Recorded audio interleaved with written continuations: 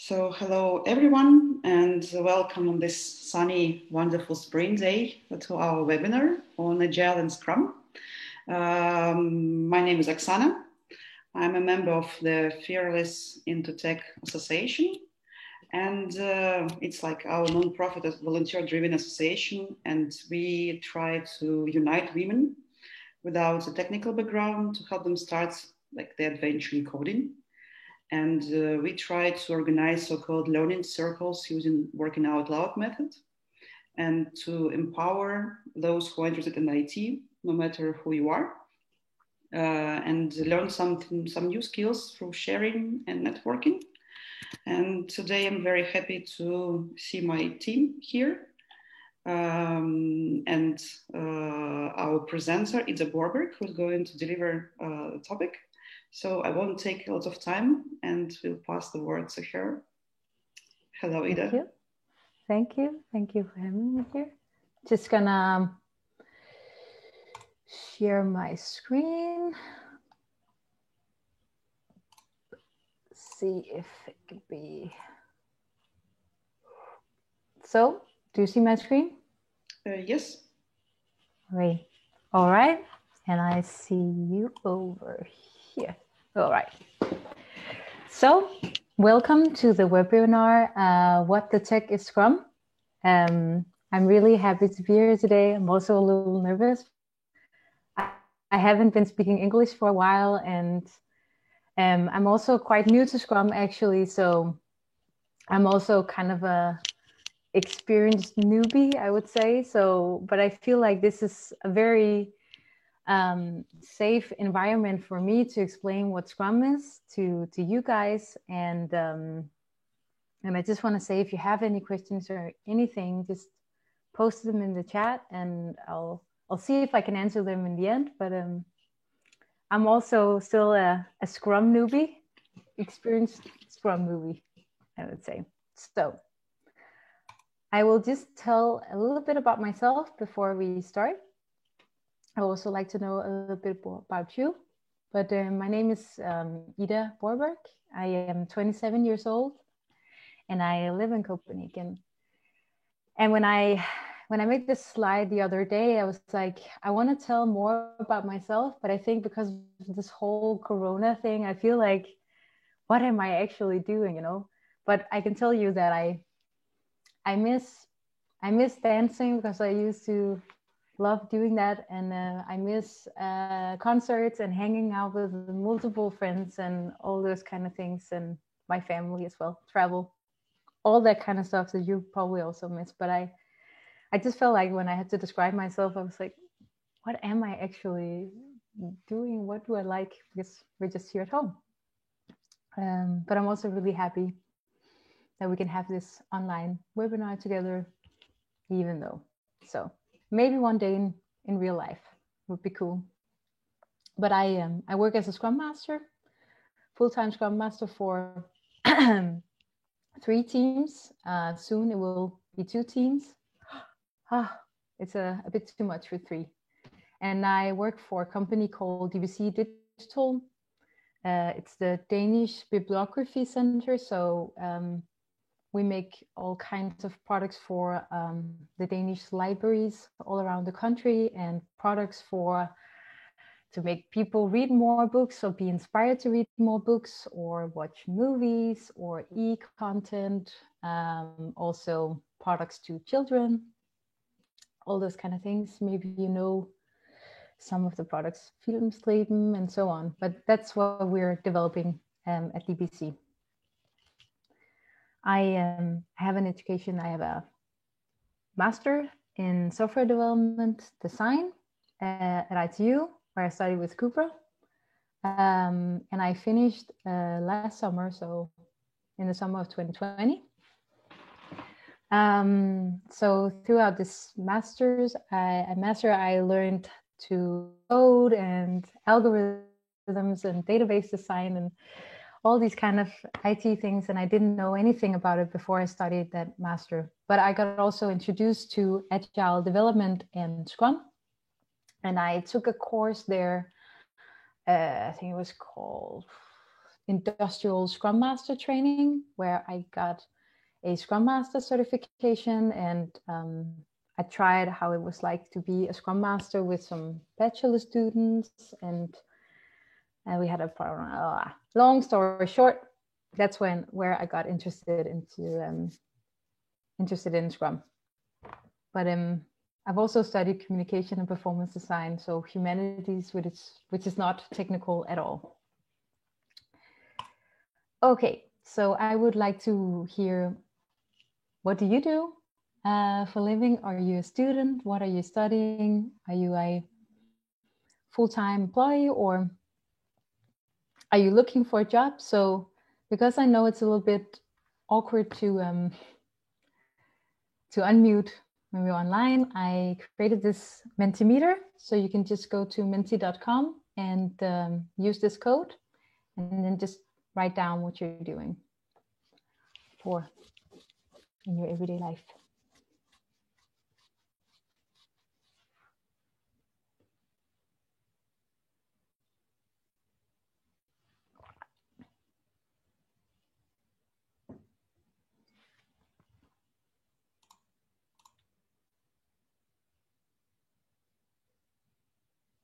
Can you get in?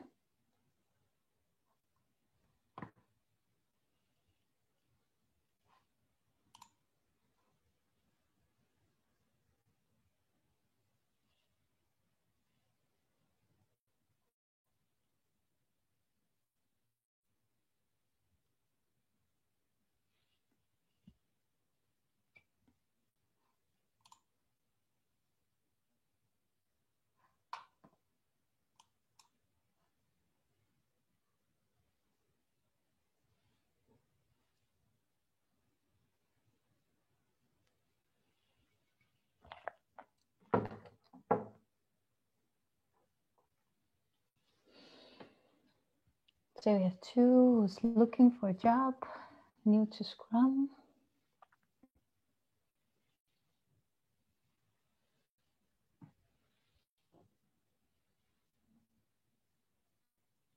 Sales engineer in a tech startup, new to Scrum. Student and working as a technical implementation consultant.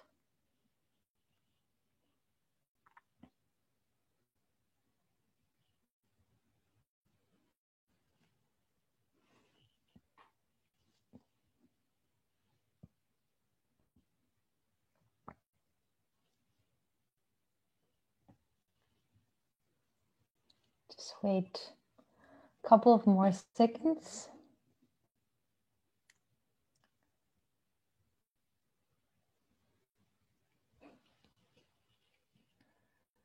Student just graduated from SC, looking to become. Okay, I'm Scrum Master, work as a junior product manager and currently Agile, and I have been in business and IT at STU. Innovation and business for SBS. Okay, cool. Thank you so much for sharing. The reason why I wanted to know what you were doing is because everybody can become a Scrum Master. So whatever you're doing, if you will move into the tech industry, there can always be some sort of way into becoming a Scrum Master. You don't have to have a master in software development or anything like that. I think it's just about being interested in tech and starting to move towards the tech industry. Thank you so much for sharing what you were doing. It's nice to know also that you're new to Scrum, and I've also tried to organize this webinar today such that it's the basics of Scrum. So back to the presentation. Just to start with this umbrella, Agile development. Agile development just refers to a group of software development methodologies or frameworks based on iterative development. So it can be extreme programming, I don't know anyone who's using that anymore, but it was very popular in the beginning of the, I don't know, in the end 90s, I think, something like that. Kanban, of course, and Scrum as well. What they quite often have in common is that when you work in these kind of agile methodologies or frameworks, you would like to have a cross-functional team. So you would like to have mixed knowledge, for example, UX designers, developers, data scientists combined in one team. What is also quite common for a agile development methodology or framework is that you focus on releasing a product increment for the customer quite frequently. So, and then it's also iterative. But today we will focus focus on Scrum framework. So let's start with that. So Scrum is a lightweight framework that helps people, teams, and organizations generate value through adaptive solutions for complex problems. So if you're in a complex domain, whether you are developing software or something else, you can use Scrum in order for making product increments quite easily, and it's a nice framework for people to work in. But today, I will tell you a little bit about the three things that Scrum is known for, and that is the team, the Scrum and the Scrum artifacts. And I'll tell a little bit about what it's like to work as a Scrum Master. I also have a scenario ready. And in the end, I have some links to some good Scrum readings, some good readings to start with that I started reading when I wanted to become a Scrum Master. So first we have the Scrum team. A Scrum team consists of developers. And when I refer to developers, I mean UX designers, software developers, software architects, data scientists, all that kind. People who's testing the product, whomever is a part of developing a product are called the developers. Then there's one product owner and one Scrum Master. There can never be multiple Scrum Masters in one team, and there can never be multiple product owners in one team. Then it's not. My boyfriend is working as a software developer, and they say they're doing Scrum, but they have multiple product owners, and I'm like, it's not Scrum. And they do not have a Scrum Master either. But this is how the Scrum team is organized in Scrum. So first we have the developers. Again, UX designers, tester, whatever. What is the most important is that they are part of creating planning the sprint. I will talk more about the sprint and the sprint backlog later on.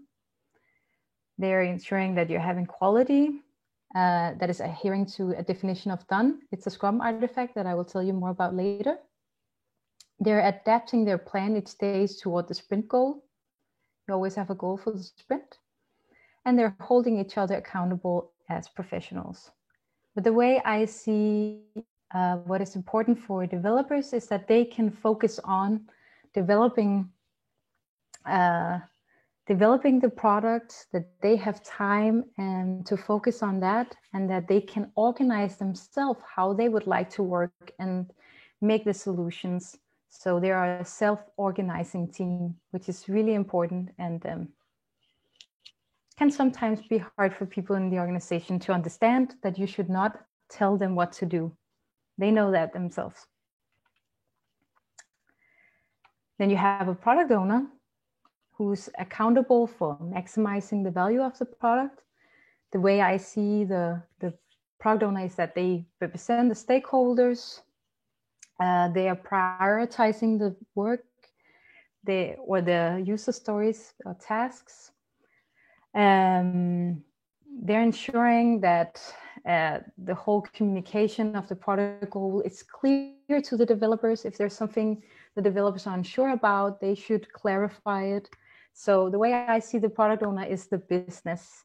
So making sure that talk with stakeholders, to control the budget, to organize all that kind of stuff. That is with priorities. Oh. So that is the role of the product owner. I just see it as business and clarifying to the developers what is the next value that we should release to our, or develop for our customers. Then there is the Scrum Master, who is accountable for establishing Scrum as defined in the Scrum Guide, the little Bible, I call it. It's only a few pages, like 10 pages or something. Removing impediments for the team. Just to give an example here, I have a lot of people in my teams that are disturbing the developers, trying to like, can you just fix this real quick for me, you know, all that kind of stuff. And if I hear a developer saying that they're being disturbed by someone, I try to contact that person and telling them to contact either me or the product owner if they have something that they would like us to prioritize, because otherwise people end up starting on one task and then continue to another, and then they're not focused on the sprint goal. But it's also, if there's something that is unclear to them or something administrative, I make sure that that is fixed. I'm just saying, let me look into that so you don't have to worry about it, and then I'll get back to you when I know something more. Also, a very big part of being a Scrum Master is making sure that the Scrum events takes place. If there's not someone who's organizing the Scrum events, they will not happen, for sure. So that is also what a Scrum Master do, and facilitating those events. Leading, training, and coaching the organization in its Scrum adoption. In my organization, for example, it's a long time ago that they decided that they would like to use Scrum as a framework. But it seems like sometimes higher up in the hierarchy, they kind of forgot that decision, and they're starting to say, can you just do this? Can you da da da? And you're like, no, you know what? Scrum is organized in this way. So that is not possible, or what you are implying here is not really agile. So there's a lot of things in the organization where you also have to, or other departments that are not working in Scrum, and you have to explain to them how you develop the products in your department. So then to the Scrum events. The first event there's in Scrum is the sprint, and it's a fixed length event. So in this example that I've given you here is a 2-week sprint. That is quite common that you have a 2-week sprint. In some companies, they have a 4-week sprint, but a 1-week sprint is too little, and I think 4 weeks is too much. We've done it a couple of times if during Christmas or something like that, if it's the calendar is a little, but 2 weeks, it's a good length for a sprint. So here you see the events. So you start a sprint with the sprint planning. Then each day you have the event called Daily Scrum. I will explain this later on. So a daily Scrum, this is only 15 minutes. So you meet every day. You have a little break in the weekend, hopefully. Meet for Daily Scrum, 15 minutes. Then you have the sprint review, where you show the latest increment in the product. And you talk about adapt to future changes. What would you like to do next? And then you have the sprint retrospective, where you, in your Scrum team, here you also, in sprint review, you also invite stakeholders or someone outside your team. But for the sprint retrospective, that is the event where you, as a team, talk about how the sprint went. So when you're done with this 2-week sprint, you have a product increment. You have some new value that you can deliver to your customers or to the end users, and or you have some bug fixes or any kind of problems, you fix that within the 2 weeks. And then you do it again, all over, and again, and again, and again. So that is the iterative part of Scrum. that you have these sprints just repeating all the time. Yeah. So let's start with the first event of Scrum. It's called sprint planning. I think it's actually just easier if I try to tell you how it is at my workplace. So when I start a sprint planning, what I look at beforehand is what is the capacity of the sprint. I have some data on knowing what their velocity is, how many points, how many hours and stuff can they work. So we know sort of this is our capacity and this is the amount of points that we can do in one sprint. So I usually have that ready when we start planning. So we know how many product backlog items can we put into the sprint. And then I usually say in the beginning, I always have the statement saying, so product owner, her name is Stine, what do you dream that we will have as a value to our customer in 2 weeks? And then she starts saying, I wish that we can do this and this, that we can, for example, just to say, I hope that in the end of this sprint, our users can log into our app. And that is the sprint goal, not the product goal. But that I would often ask her that, what do you wish will happen? Like, what do you think we will hope we have finished in 2 weeks? And then the developers knows, okay, this is the next thing that this is the next increment. So they know what kind of tasks that they should pull into the sprint in order for them to meet the sprint goal. Well, maybe they figure out, this is not possible, this and this and this. You know what? You have to adapt the sprint goal a bit. So then towards the end, they say, yes, we can have the user log in, but that button that it's linking to this and that is not possible. That cannot be a part of the goal. And then the product owner is like, all right. And then you make the sprint goal together like that. That's how we do it in my team. So, so we kind of adapt a bit through planning. Then we have all the product backlog items on our sprint board, which I will show you a sprint board later on. And we're ready for the sprint. Then every single day at a fixed time, we meet for a daily scrum where we inspect the progress towards the sprint goal. It's time boxed. It can only last for 15 minutes. That can be quite difficult for people. And usually how it is in my team, the developers are saying, I'm working on this specific product backlog item. We call them user stories, but that is a whole nother story thing. But I'm not quite sure how should I solve this task. I'm not sure if I should do this and that. Do you, to another developer, do you have time to talk about this afterwards? Because I'm not sure what I can do. Talking solutions at Daily Scrum is forbidden. You cannot talk solutions to Daily Scrum because then it will not last for 15 minutes.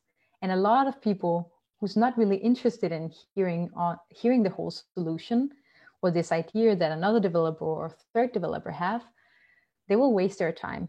So it's only for talking about what am I going to do today? What did I do yesterday to focus to meet the sprint goal?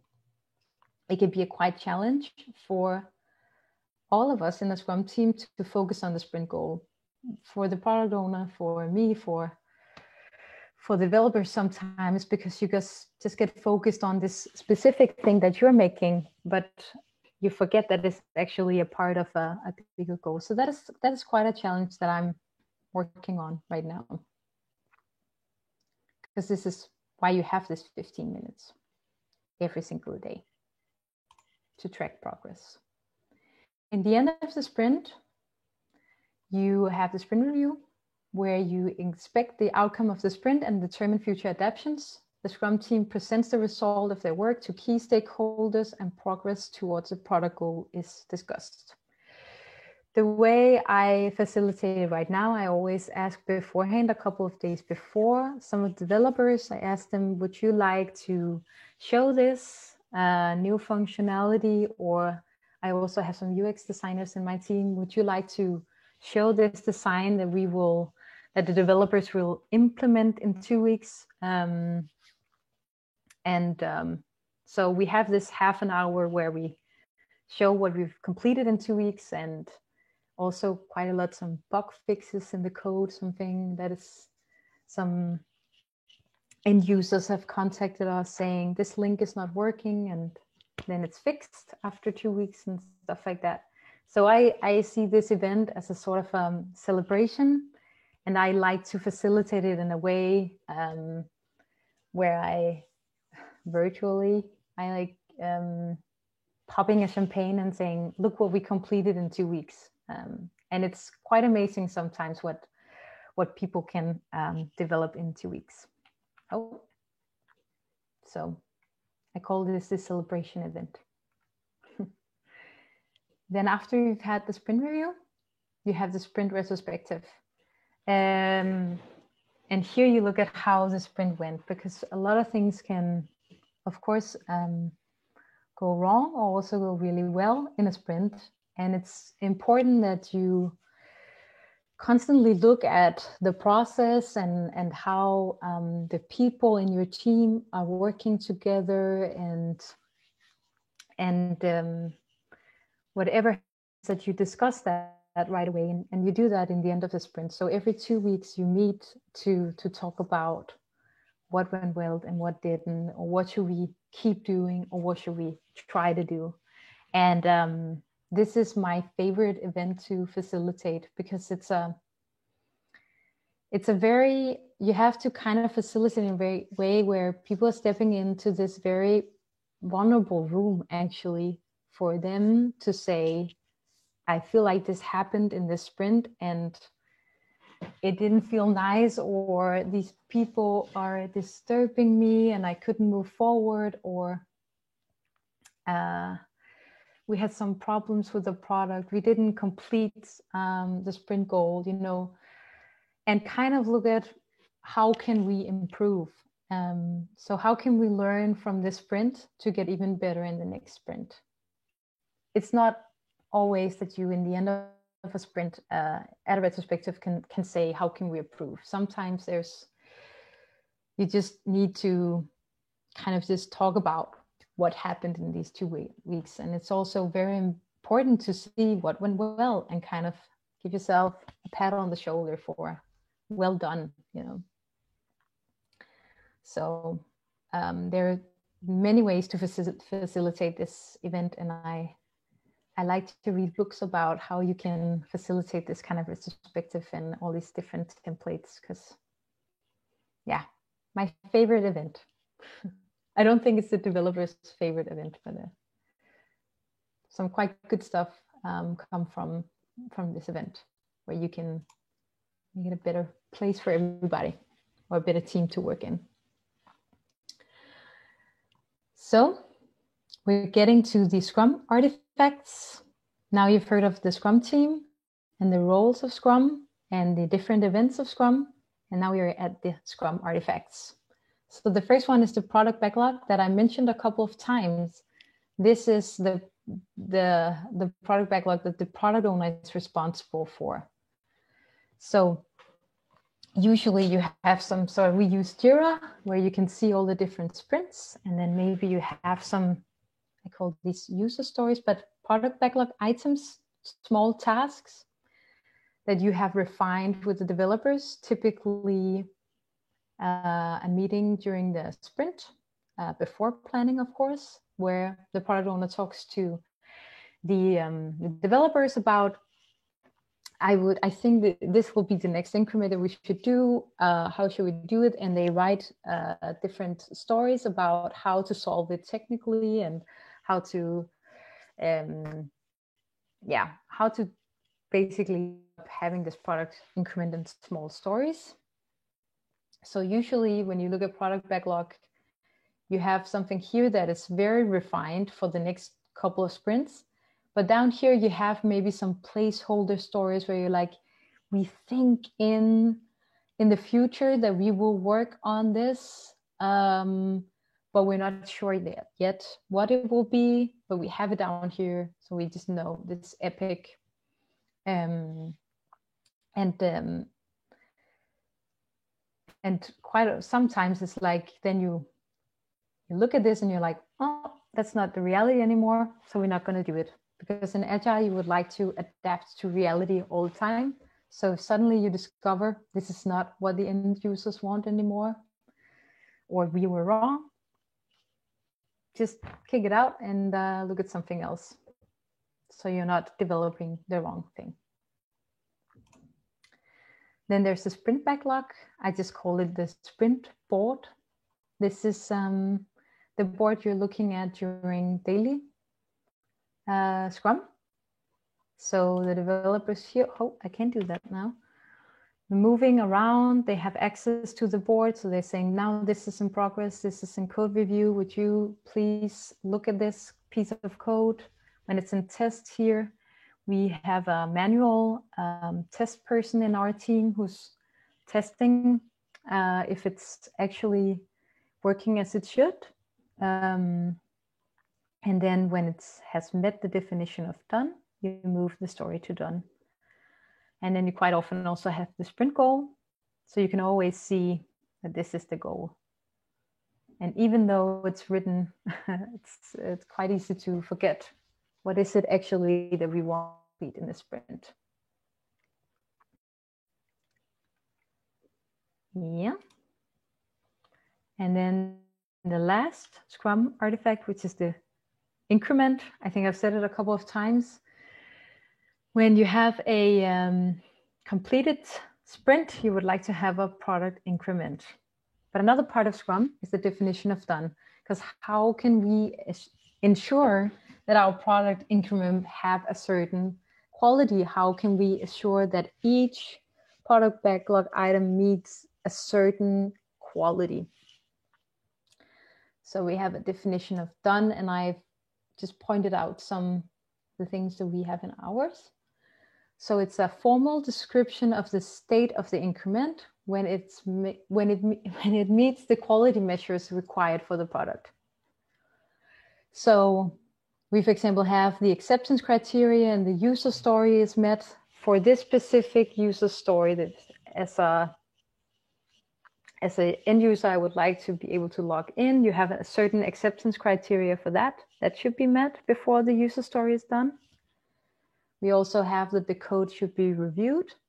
You want more people to look at your code before you send it out there. So the code review, another developer looking through your code and maybe saying, that is not, look at it again, please. There's something wrong with the code. Then we also have that the code should be verified in a staging environment. The staging environment is where you can see the latest functionality or the latest increment in the product that you've coded, which is not released to the customer yet. This is where you manually test the new functionality. And here you often find some mistakes, and then you have to get back to it real quick and change the code. You also have that there must be no technical depth increased and that it's been tested. And that is both the code itself is tested with unit tests and different kind of technical software tests, but also that it's tested manually. Yeah.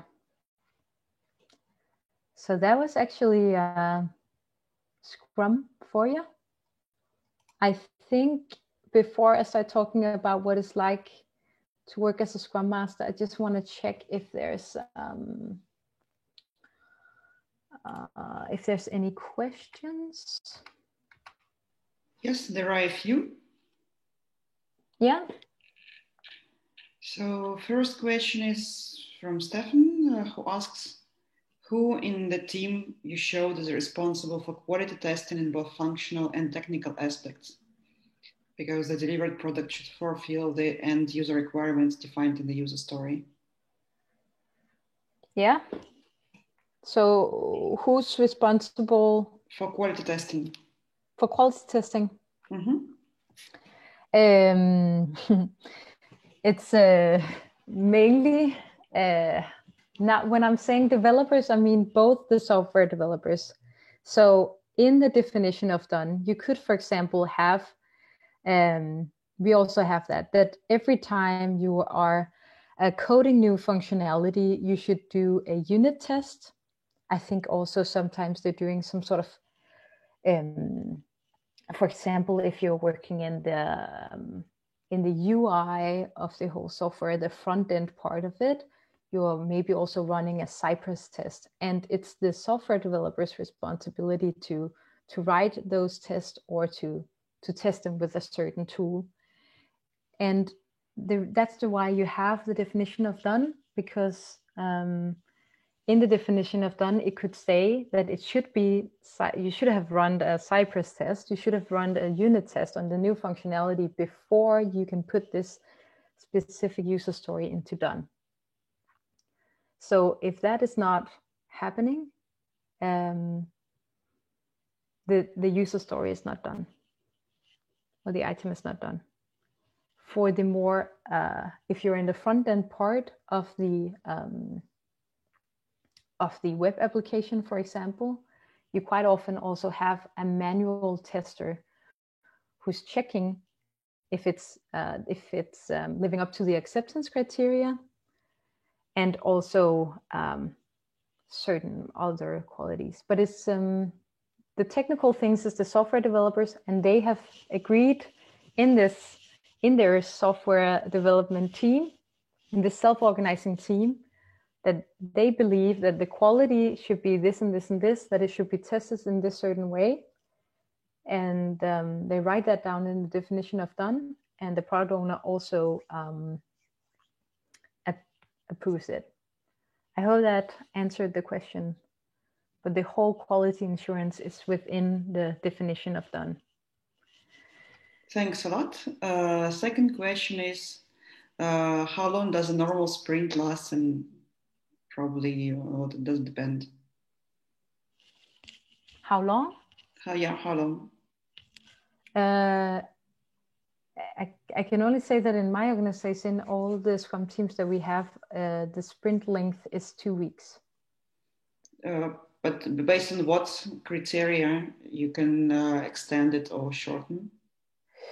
For example, I just noticed, looked in the calendar with another Scrum Master, and we found out that one of the sprints ends during the Easter break.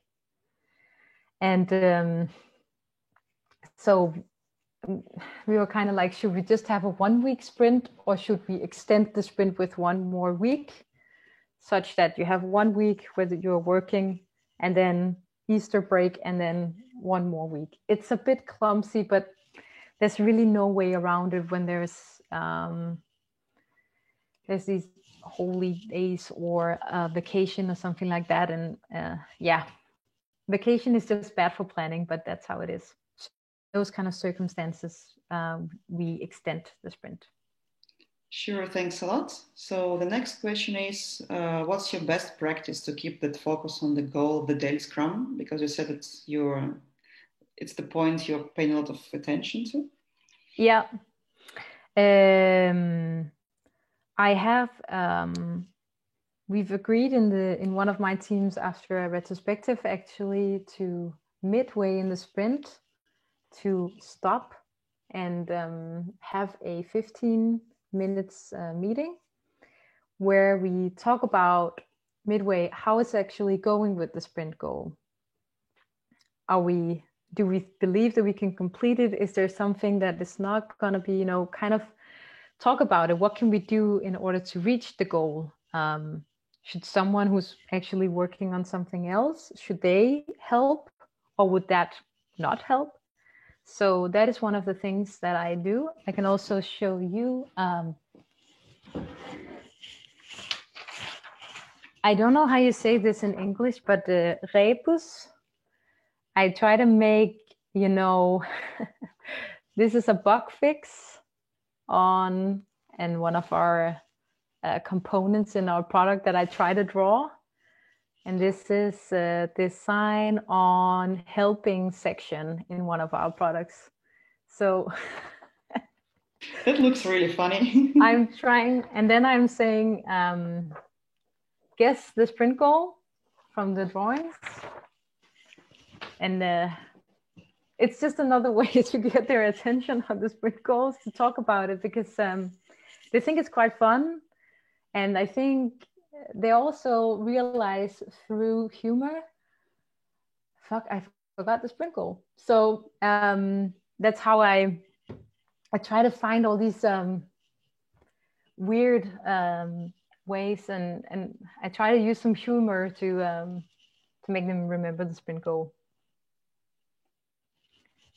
Another question is, do you have like some kind of methodology? So you, so like you have this learning from the sprint reviews and a more long-term knowledge sharing system?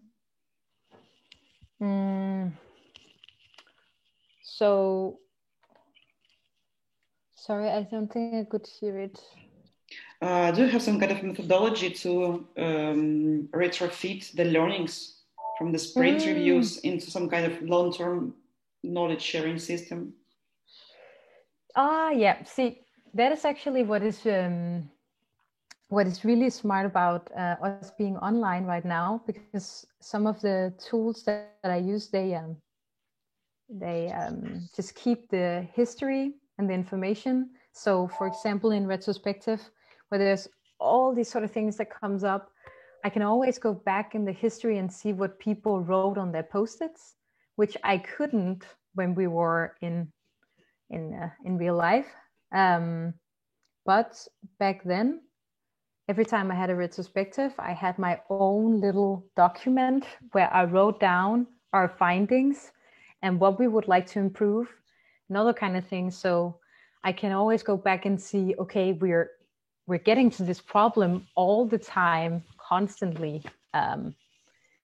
And if I see that, I can start to observe more in that, and then I can try to ask the team in another retrospective, is this an organizational problem? Is there something we can do in the team? So yes, I don't have a certain methodology for it, but I do document my findings but the thing is about documentation, I rarely look at it actually. So, but I have it still. Yeah. How the items in the backlog prioritized, based on which criteria, and is there a system to get feedback from inside the organization and from the customers? Ooh, that is a product owner question. I don't know what the product owners actually do in my organization, because there is in DBC we have this customer service where the customers are calling in if they're are met with any kind of problems with the product. They contact, this is whole long system, and what the product owner is trying to figure out is if it's only one customer who's having this problem or it's multiple customers. Then the product owner is also having meetings, arranging design sprint, sometimes also with the UX designers, in order to find out what would the next valuable increment be. So I think sometimes with Scrum, it sounds like you started planning and you're like, just knew a couple of days before what you would like to do, what the next increment would be. But for the product owner and for some other people in the organization, it starts way before. But the way they exactly do it and how the product owner prioritizes these kind of things, I'm not sure. And I'll have to ask my product owner. Both of them. Yeah, it would be a good point to know for future. And there is also like additional question about the sprint retro, because people are interested, like how do you actually run the sprint retro? What are like the methodology for that? Yeah. I have this, where was that in my book somewhere? I try to follow a couple of steps. I always set the stage. I always tell the purpose of why we're doing this, because otherwise people don't want to be there. So I try to find different ways to say it. So, hey, I would say, hey, and now we're going to have the retrospective and see how the sprint went.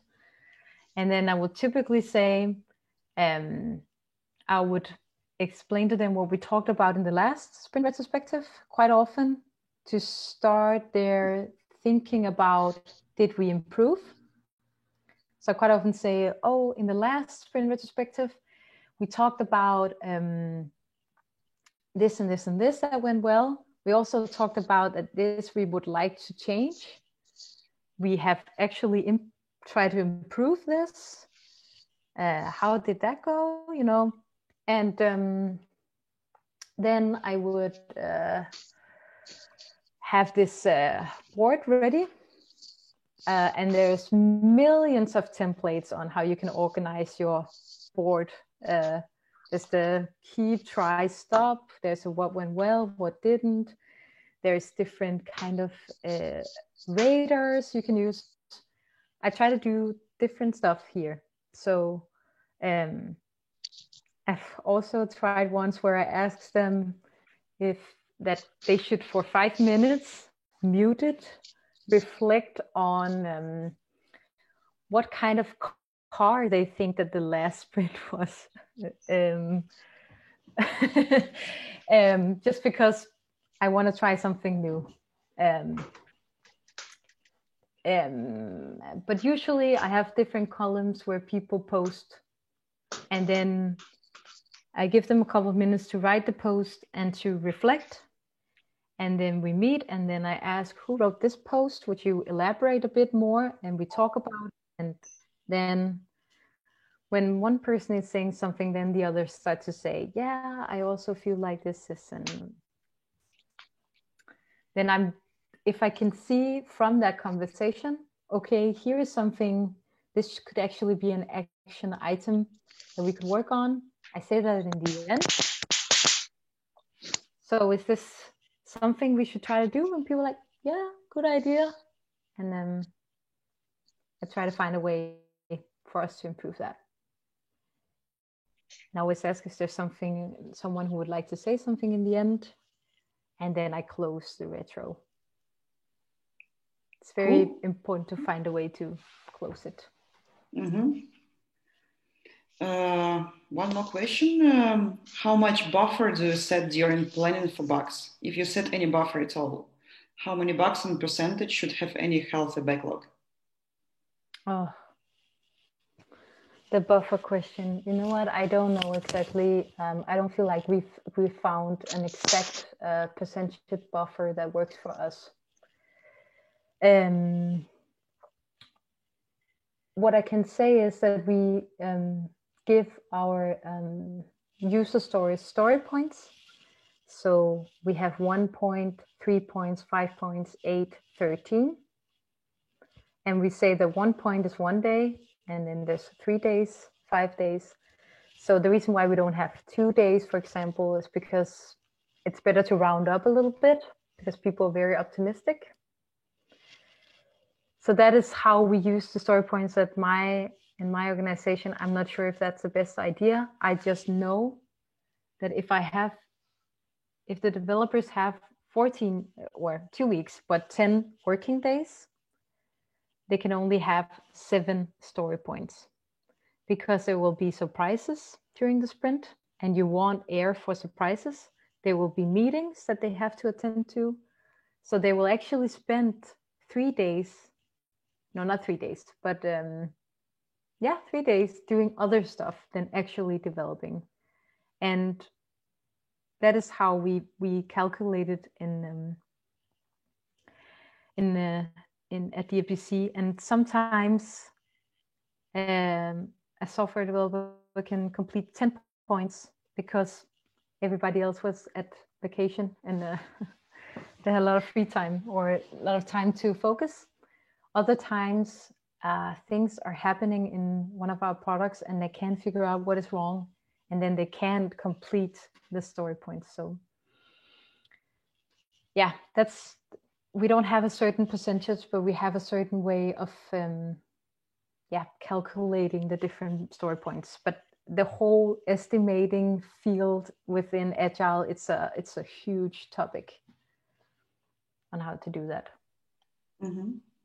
And what if a team can't deliver the sprint goal in 2 weeks? Will you change the goal, the value that should be delivered, or when it's too late for changing the goal of the sprint? If they can meet it? Yeah. I'm sorry, if they can meet it before what? What if a team can't deliver the sprint goal in 2 weeks? Yeah. So will they change the goal, the value that should be delivered, or when it is too late for changing the goal of the sprint?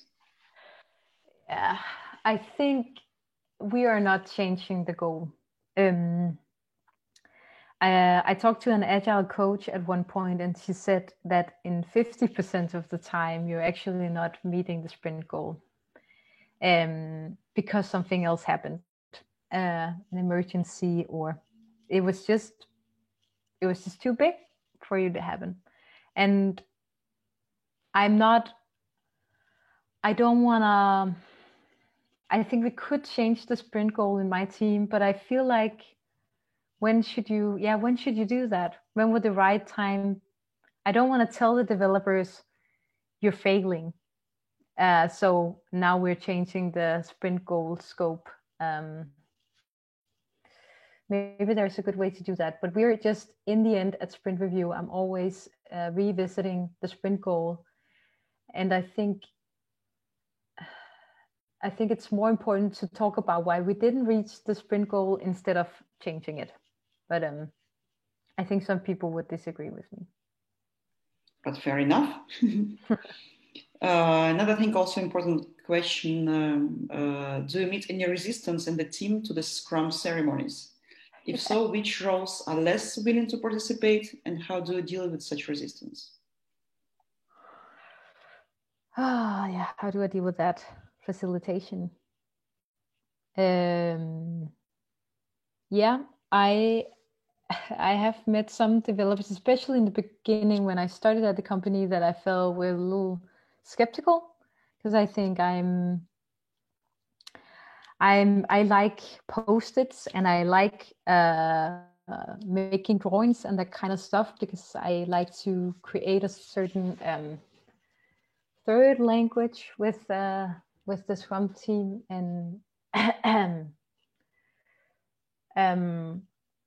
I think if I meet resistance in some of the events, it's probably because I haven't explained the purpose, or I haven't facilitated the event in such a way that the meeting will not be too long, and that it doesn't have this kind of what's it called? Yeah, they can't see the purpose of being there. So I'm trying to make it the event valuable for the software developers as well. And along the way, if you explain the purpose and in small steps, they'll start to enjoy the events. But I don't have a certain, that's how I try to do it. I try to change my facilitation if I see that they don't like it or they're not hanging in. So. And the last question for the time being, do you use any platform or methodology for task estimations like POCR? I tried that with my team at IT University. We used some Scrum Poker online. That was free software for estimating. I would really like to do that with the developers as well. Unfortunately, I think they've had some bad experience with Scrum Poker previously, before my time. So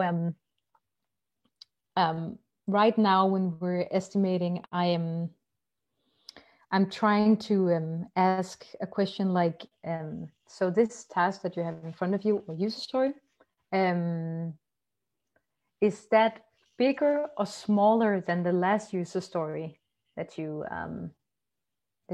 coded? So they can quite often ask from that, saying, okay, the last user story that I made was 5 points. This is not so complicated for me. I know how to do that. So this is probably 3 points. That is the triangle form. I'm trying to make them compare the user stories. But I would really like to play Scrum Poker, but they're not up for it yet. Thanks. That's we have no more questions. So I think you have some kind of a surprise for us with very real life examples further on. Mm-hmm. I had this. This is a very extreme scenario. So, but I have experienced some of this during my very short time of being a Scrum Master. So this is the scenario I call a daily Scrum. So during a daily Scrum, the following happens. And this is like we're in real life, we're not online. So Kristen has been working on the same user story for more than 7 days. The user story was estimated to 3, so it's a small story, or small, medium story. She says that she has only been working on the story for 1 day, but she's been helping others in the team and others outside the team. Martin is late for the daily Scrum. He's often late. Simon is not sure how to solve this user story. Martin and Simon start to discuss different solutions to solve the user story. Pernille asks what the sprint goal is. It turns out that the rest of the team also forgot it. The sprint ends in 3 days. Mads and Nina tell what they've been doing since yesterday and what they will do today. They agree that Nina will help Mads with his user story today. So what would I do as a Scrum Master? And feel free to join with some reflections. I'll just have my little post-it, a little online post-it note here. So let's do this from the beginning. I've never tried to do this before, so bear with me. For the first part, what I see here is a software developer, Kristen, who's being disturbed a lot because others are having problems. So I would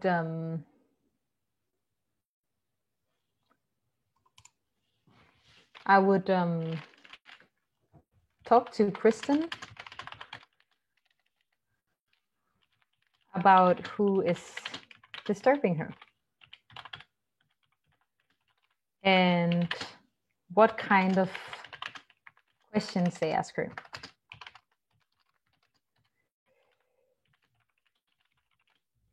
Or need help with. Because if she's being disturbed, she cannot complete her user stories.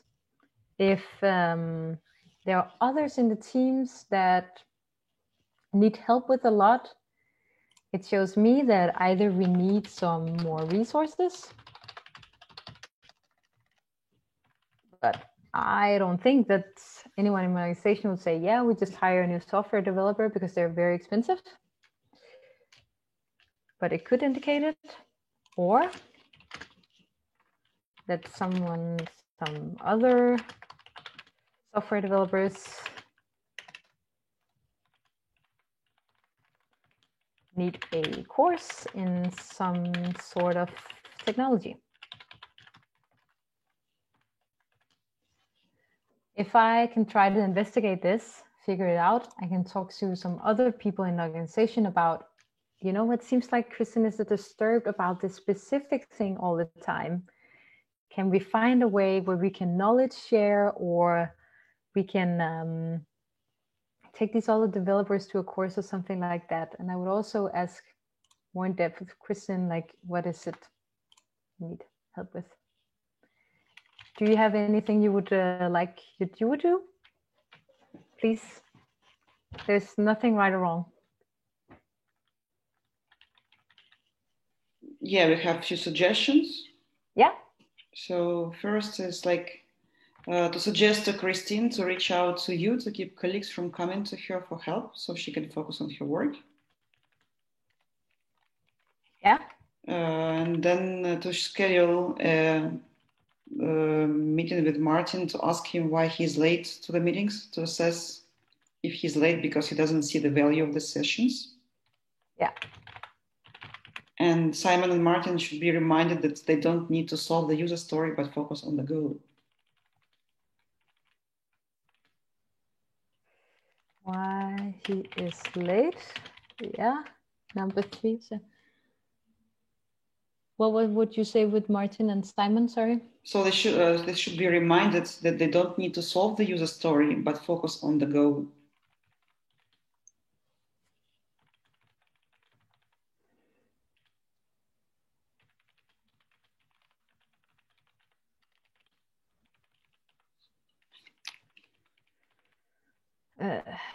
This has the user story, but focus on the goal. Yeah.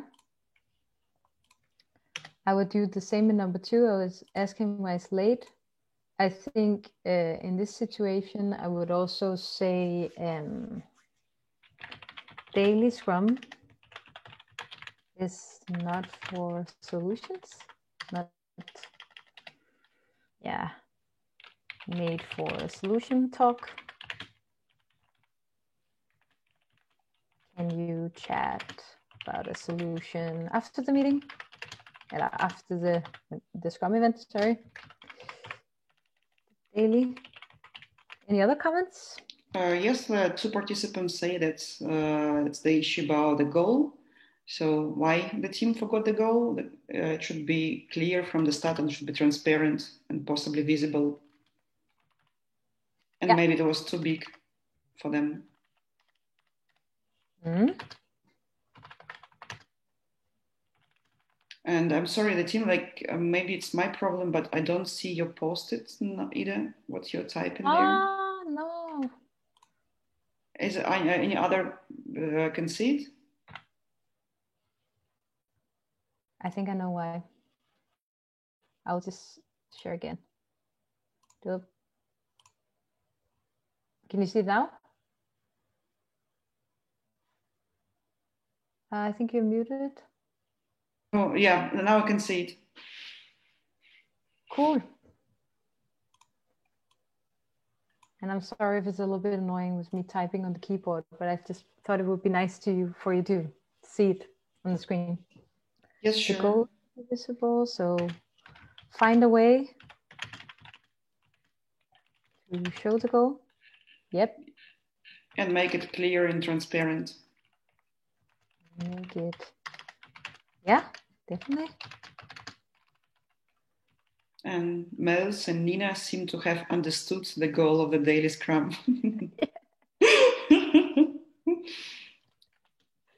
Check. Exactly. I think if I saw I'd started to observe that this was happening during a daily Scrum, and I did actually a couple of weeks ago. I started to see that people were talking a lot about solutions, and we didn't make it in the time box that was 15 minutes, right? So I started to, in the beginning, I was like, just gonna observe a bit. If this is, if it just happened one time, then whatever.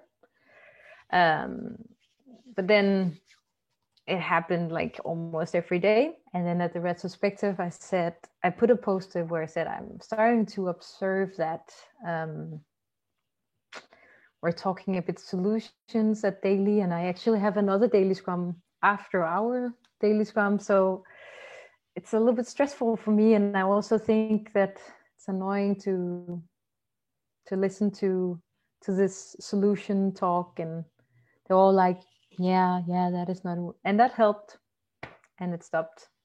But now I've also made this, I know it's in Danish, but I have this thing that since we're online now, that I put on the screen. If someone is, so it says no solutions talk at daily, best, this bus driver person. It means something else in Danish, but oh, that's cool. So I try to find ways to. So now they have this saying, if someone is saying solution, then I will show this picture. But like, I think Ida will show that picture in a moment if we don't stop talking solutions. Yeah. Yeah, looks like a very complicated task to do, these daily scrums. It can be, because you really have to focus on the goal, and you really have to focus on the 15 minutes. But it really feels so good, and it does to all the team members if you have this daily scrum which is dang, dang, dang, dang, dang, dang, dang, and people can get back to work. It feels so good because you haven't wasted your time, and you know what to do that day.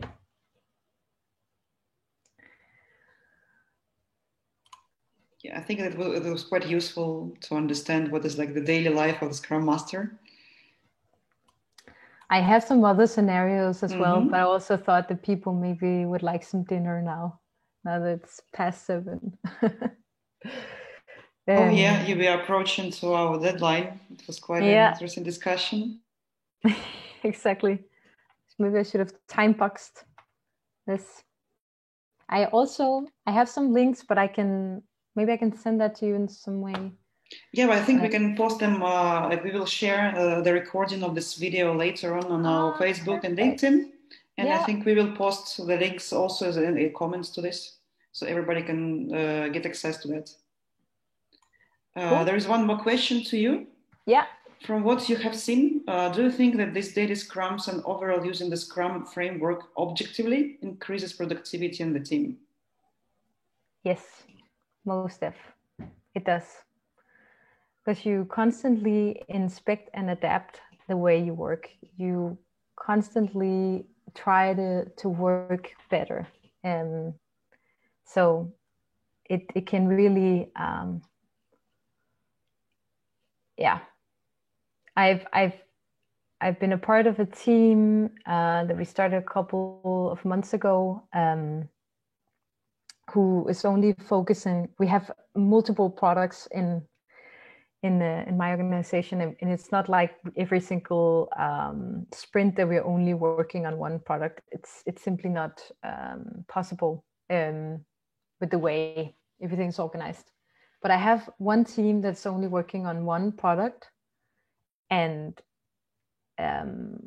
seeing how many things they can complete in one sprint is insane.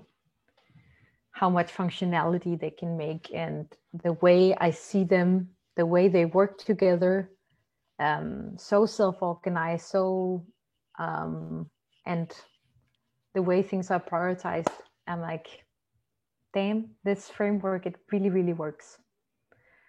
So yeah, but I've never tried other frameworks, so I can't really compare it to. You never worked with Waterfall? Yeah, I've never tried Waterfall, so I don't know.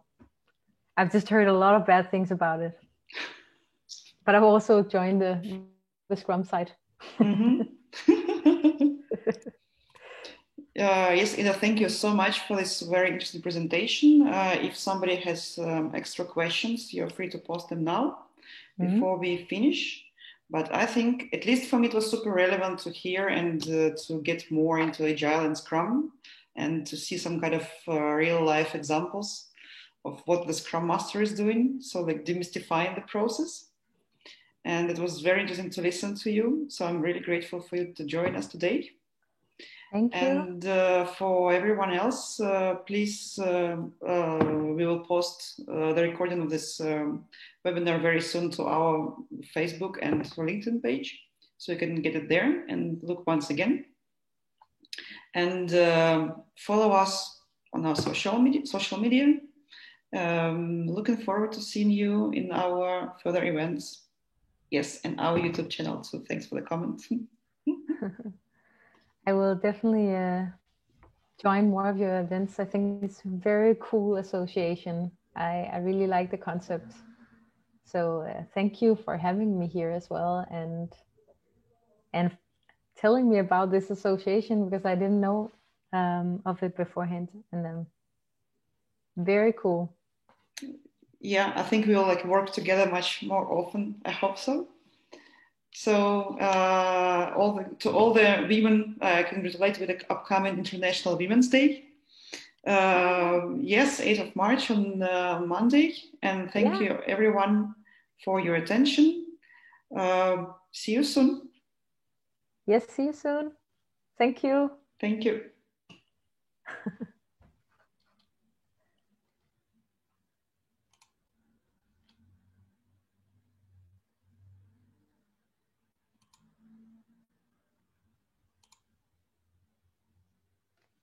Have a nice evening. Bye.